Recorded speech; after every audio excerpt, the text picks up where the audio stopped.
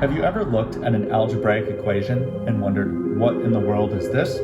Don't worry, you are not alone. Today, we are going to break down the basics of algebra, and more specifically, how to solve for x. By the end of this video, you will have a much clearer idea of how algebra works and how to tackle these problems with confidence.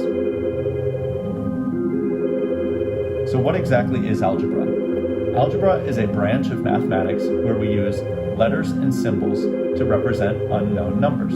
These letters, like x, y, or z, are called variables. In algebra, the goal is to find out what number the variable represents by solving an equation. For example, in the equation 3x plus 5 equals 11, we don't know what x is yet, but we can figure it out using some basic math concepts that we already know: addition, subtraction, multiplication, and division. So solving for x is just a matter of getting x by itself on one side of the equation in the form x equals.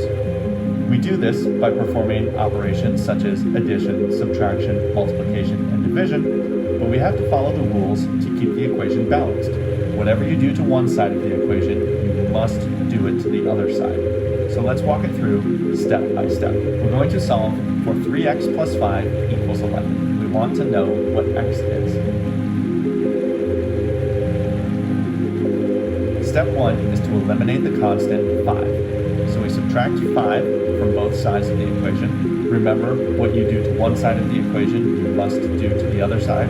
So we subtract 5 from both sides, and we get 3x equals 6.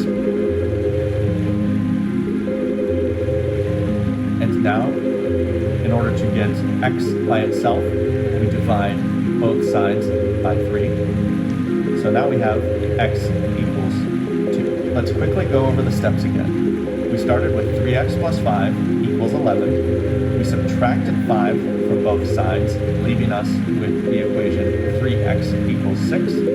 We divided both sides by 3 to get x by itself, and we ended with x equals 2. Understanding how to solve for x is really important because algebra is used in many real-life situations.